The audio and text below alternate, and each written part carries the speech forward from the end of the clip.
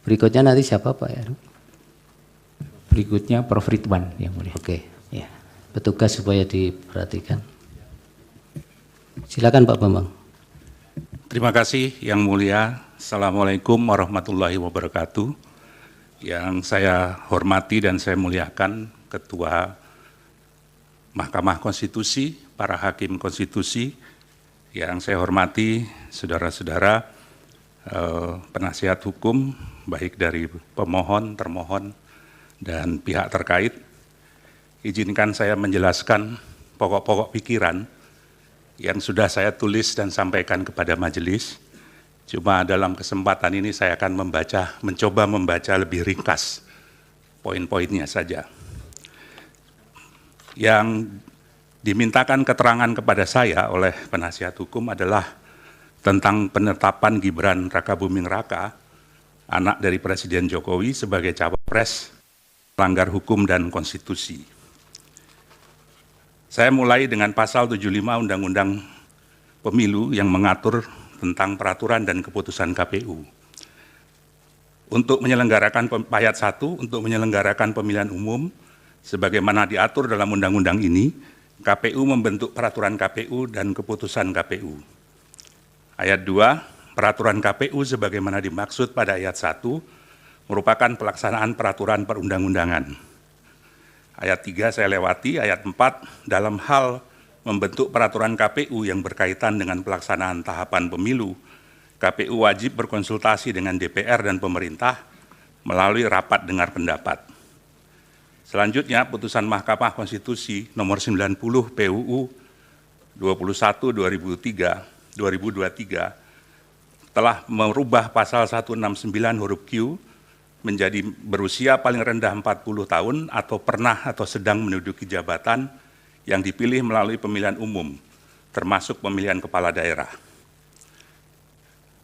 Selanjutnya, pasal 221 sampai 230 Undang-Undang Pemilu mengatur tentang tata cara penentuan, pengusulan, penetapan pasangan calon presiden dan wakil presiden. Selanjutnya, di pasal 231 ayat 4 Undang-Undang Pemilu mengatur sebagai berikut, ketentuan lebih lanjut mengenai tata cara verifikasi terhadap kelengkapan dan kebenaran dokumen persyaratan administratif bakal pasangan calon diatur dalam peraturan KPU. Pasal 18 ayat 1 peraturan KPU nomor 19 tahun 2003 mengatur bahwa dokumen yang diverifikasi adalah KTP elektronik bakal pasangan calon dan atau suami istri bakal pasangan calon. Yang kedua, akta kelahiran WNI bakal pasangan calon atau suami istri bakal pasangan calon yang telah dilegalisasi oleh instansi yang berwenang dan seterusnya. KPU telah menetapkan peraturan KPU nomor 19 tahun 2023 tentang pencalonan peserta pemilu presiden, wakil presiden pada tanggal 9 Oktober 2023 dan diundangkan dalam berita negara tanggal 13 Oktober. Dengan poin yang paling catatan yang paling penting adalah bahwa syarat calon berusia paling rendah 40 tahun sesuai dengan Undang-Undang Pemilu. Kalau kita baca dari kronologi tahapan pendaftaran paslon dan kesesuaiannya dengan peraturan perundang-undangan, KPU berwenang menerima pendaftaran, memverifikasi berkas, dan mengumumkan hasil verifikasi pendaftaran, menetapkan pasangan calon yang memenuhi syarat, dan melakukan pengundian nomor pasangan calon sesuai dengan ketentuan. Tanggal 9 Oktober, peraturan KPU nomor 19 tahun 2003, syarat pencalonan berusia paling rendah 40 tahun. Tanggal 16 Oktober, putusan MK nomor 90 merubah pasal 169 ayat Q menjadi berusia paling rendah 40 tahun atau pernah atau sedang menduduki jabatan yang dipilih melalui pemilihan umum, termasuk pemilihan kepala daerah. 19 Oktober, pendaftaran calon presiden dan wakil presiden. 25 Oktober sampai 29 Oktober adalah verifikasi dokumen pendaftaran.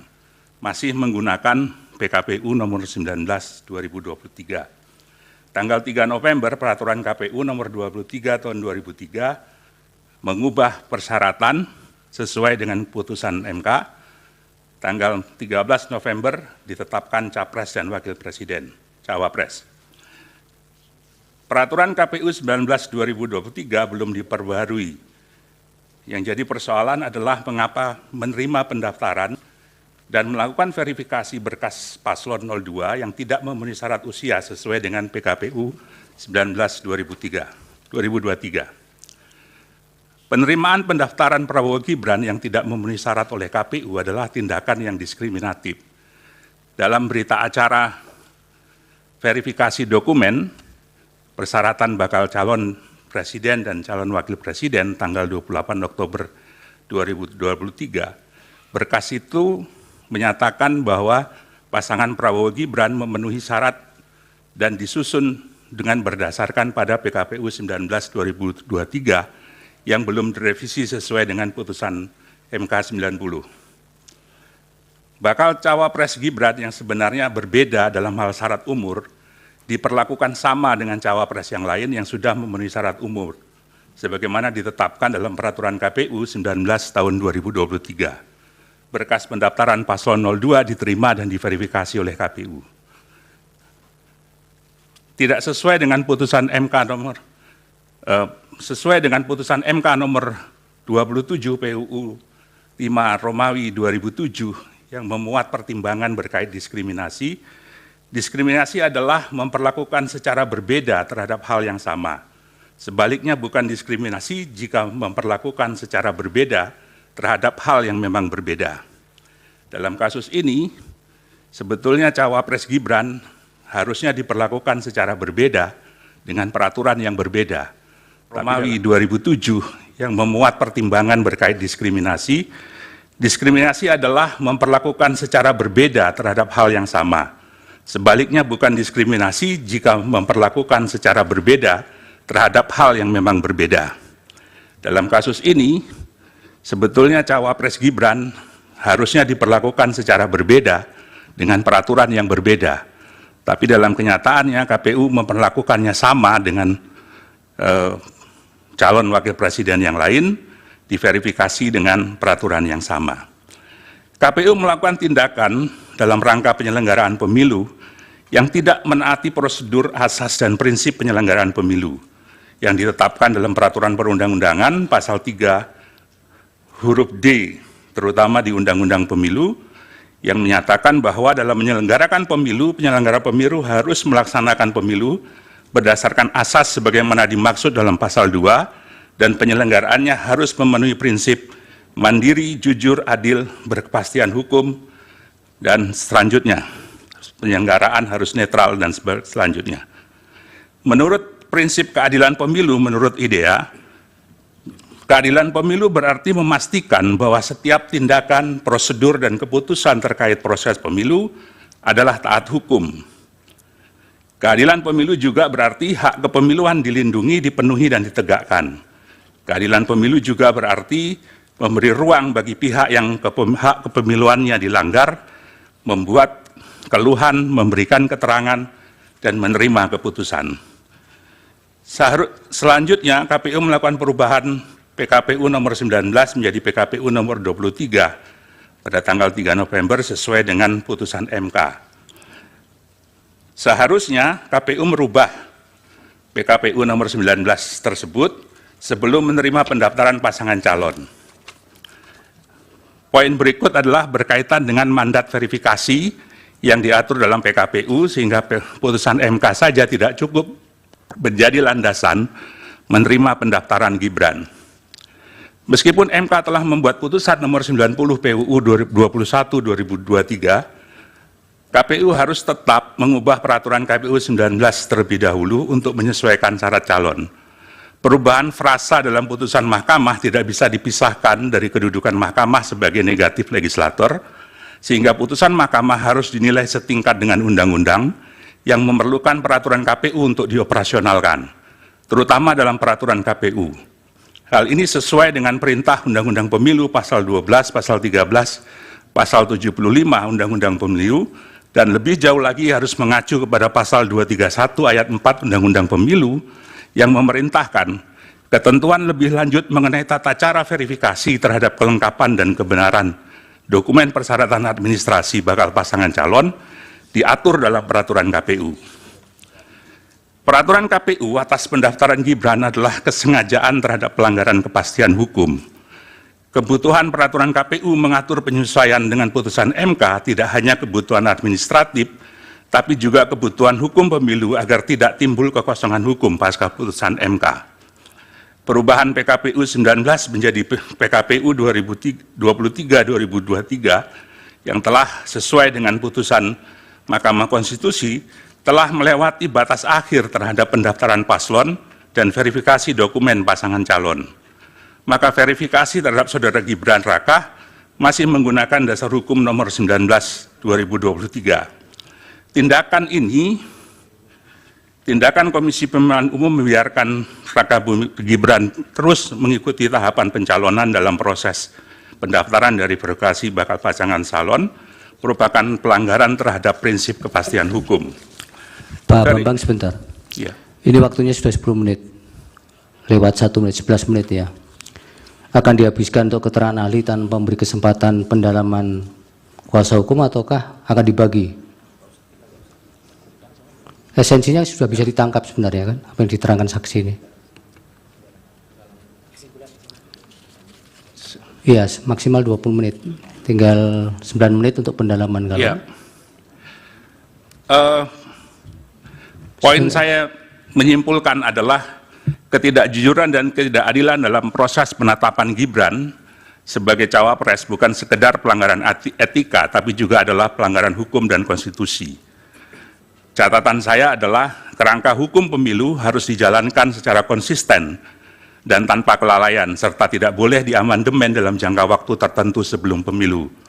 Perubahan persyaratan dalam waktu yang singkat di tengah proses pendaftaran mengakibatkan perubahan mendasar terhadap peta kompetisi pemilu 2024. Masuknya Gibran putra presiden menimbulkan ketimpangan arena kompetisi, sehingga pemilu sebagai demokrasi prosedural mengalami disfungsi elektoral.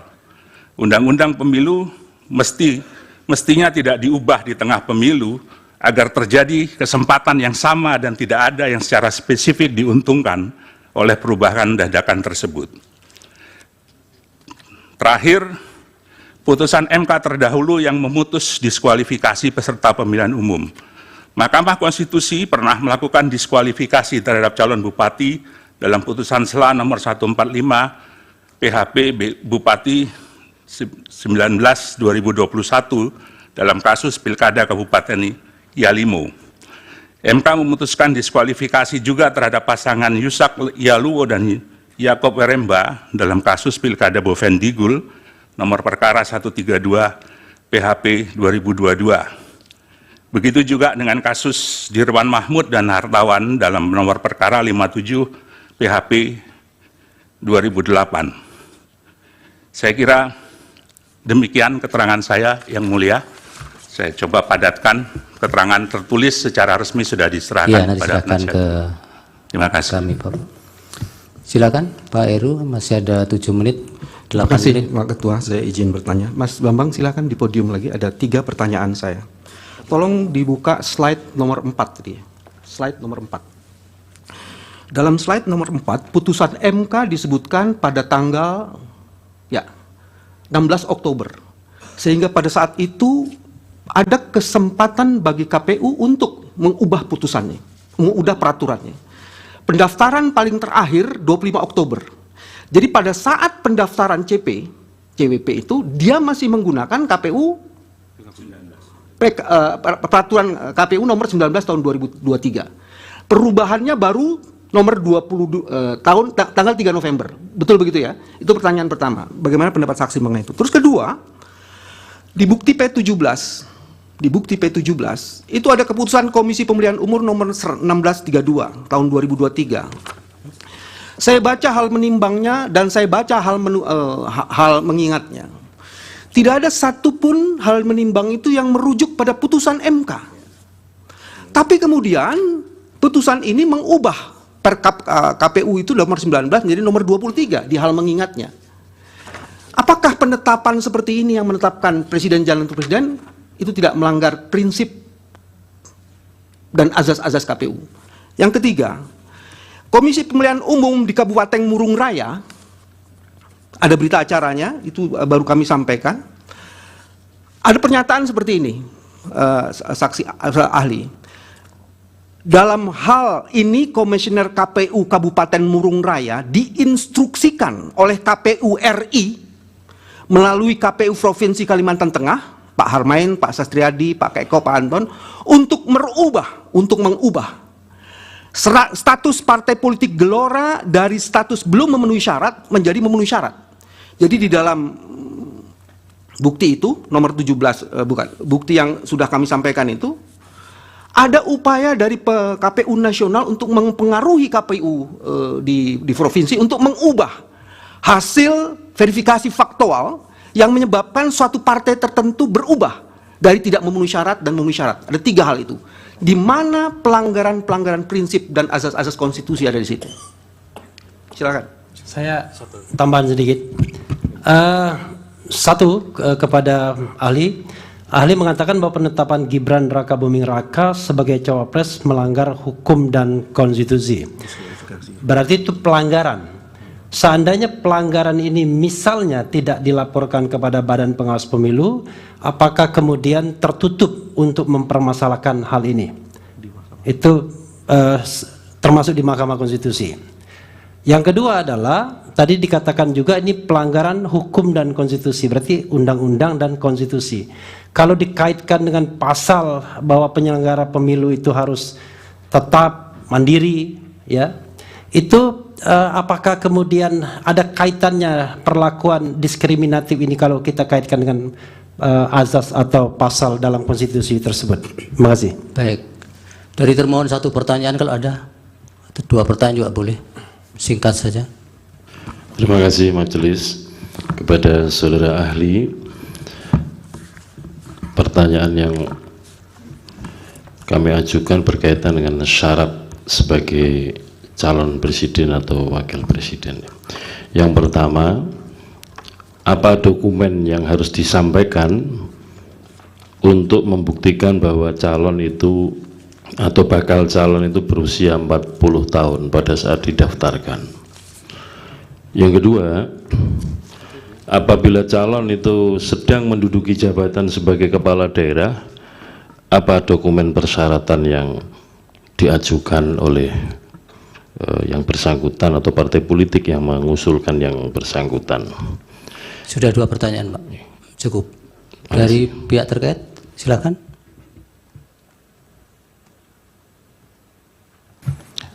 Kami ingin tanya, pertama, apakah saudara ahli tahu dan dapat membedakan antara sengketa proses dan sengketa hasil dalam pemilu?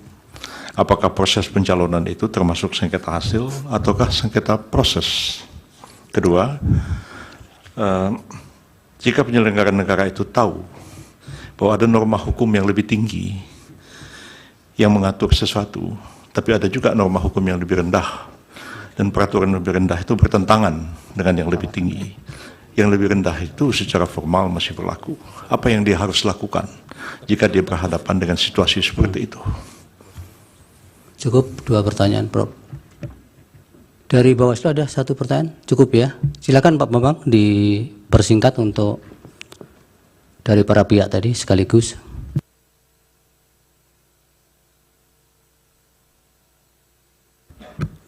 Baik, Yang Mulia. Yang pertama menyangkut dengan timeline yang tadi sudah disampaikan. Antara tanggal 16 Oktober sampai 25 Oktober, menurut hemat saya, pendapat saya, langkah yang harus dilakukan oleh KPU adalah menyusun perubahan PKPU nomor 19 2023 dan mengajukannya kepada DPR. Sehingga kemudian ada kesempatan. Mohon slide-nya yang mulia untuk dipertunjukkan slide 4 biar bisa. Slide tadi, tugas. Nomor 4 slide. Ya. Ada waktu kurang lebih 9 hari atau 10 hari untuk merubah peraturan KPU 19 2023 ini. Dan waktu ini terbuang percuma, tidak ada tindakan yang berarti dalam mengubah peraturan KPU tersebut. Sekaligus menjawab pertanyaan Prof. Yusril tentang bagaimana kalau ada norma hukum yang bertentangan, seharusnya norma yang lebih rendah menyesuaikan dengan norma yang lebih tinggi. Nah, persoalannya adalah kerangka hukum pemilu itu tidak cuma undang-undang, tapi juga peraturan KPU. Dipertegas dalam pasal 75 Undang-Undang Pemilu bahwa untuk melaksanakan pemilihan umum, KPU harus membentuk peraturan KPU dan keputusan KPU. Peraturan itu, sebagaimana dimaksud, adalah pelaksanaan peraturan perundang-undangan. Dalam catatan ini, maka seharusnya KPU segera mengubah PKPU 19/2023 dan kemudian segera meminta kepada DPR dan pemerintah untuk mengadakan rapat dengar pendapat umum. Karena rapat dengar pendapat umum itu adalah diamanatkan oleh Undang-Undang 7/2017 pasal 75 ayat 4. Jadi ada proses yang harus dilewati melalui hal tersebut. Pertanyaan yang kedua, saya lupa. Ada putusan P17 KPU. ya. Iya. Keputusan Komisi Pemilihan Umum nomor Putusan KPU menurut saya jadi cacat secara hukum karena tidak mengacu kepada putusan Mahkamah Konstitusi nomor 90. Walaupun dia mengubah, saya tidak memegang dokumennya, mengingat pada peraturan Komisi Pemilihan Umum nomor 19, ya, dan kemudian telah diubah menjadi nomor 23. Ini menjadi pertanyaan karena ketika putusan ini dibuat, peraturan KPU nomor 23 itu belum ada, belum disahkan. Ya sudah, yang lain jawab. Yang mulia, pertanyaan saya nomor 1 belum dijawab. Saya kira belum memang, karena saya tadi kebetulan menyambung dengan pertanyaan nomor 2, Prof. Yusril. Baik, yang ketiga pertanyaan dari penasihat hukum, dalam kasus KPU Murung Raya yang diintervensi untuk mengubah status parpol Gelora, setahu saya kasus ini sudah dibawa ke DKPP, tapi menurut saya ini adalah pelanggaran serius terhadap prinsip atau asas pemilu, terutama jujur dan adil. Kenapa jujur dan adil? Karena sebetulnya hasil verifikasi faktual itu menyatakan Gelora tidak memenuhi syarat, tapi kemudian dipaksa untuk memenuhi syarat. Berarti ada perlakuan yang tidak jujur terhadap dokumen verifikasi itu. Dan ini harusnya diselidiki kenapa bisa seperti itu. Saya nggak tahu bagaimana instruksi itu dilakukan, tapi kalau berdasarkan informasi yang diterima itu, maka ini adalah tindakan yang melanggar pada prinsip atau asas jujur dan adil. Kemudian penetapan Gibran melanggar hukum dan konstitusi. Relasinya adalah bahwa pasal 22E itu mengatur asas pemilu langsung, umum, bebas, rahasia, jujur, dan adil. Tindakan yang dilakukan oleh KPU itu mengingkari asas jujur dan adil terhadap proses verifikasi itu. Karena ada kebenaran yang tidak disampaikan dalam proses verifikasi itu, yaitu bahwa peraturan KPU belum dirubah.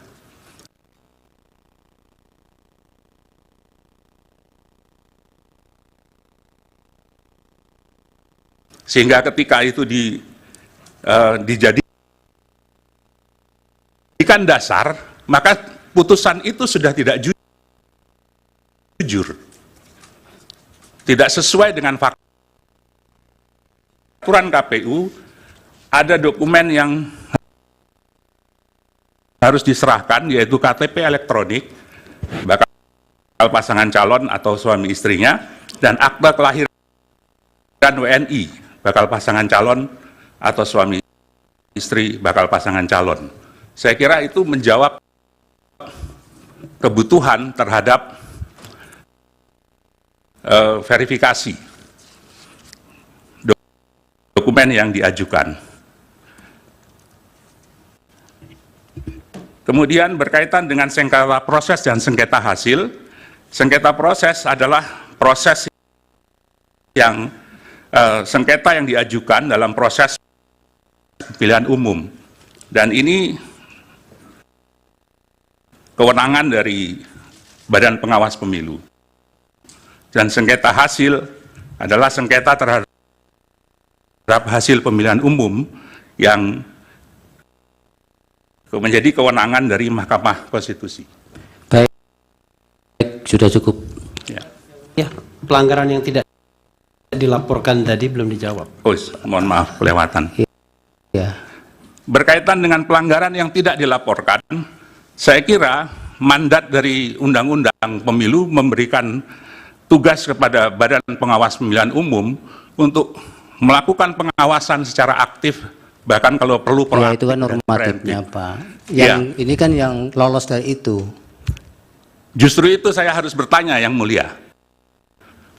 Seharusnya Bawaslu tahu bahwa ada persoalan ini dalam proses penetapan pasangan calon, karena dia melakukan pengawasan aktif. Pertanyaannya, apakah Bawaslu mengambil tindakan terhadap pelanggaran ini? Saya tidak tahu, saya tidak punya dokumen tentang itu terhadap ini. Nah, mungkin nanti bisa ditanyakan kepada Ketua Bawaslu. Baik. Apakah ada langkah-langkah Ya. yang dilakukan untuk pelanggaran yang dilakukan oleh KPU tersebut? Terima kasih, Yang Baik, Mulia. Pak Bambang. Dari Hakim ada? Yang Mulia, ada satu pertanyaan yang belum dijawab. Termohon. Termohon baru dijawab satu. Iya. Yang soal apabila ada orang Prof. Ridwan.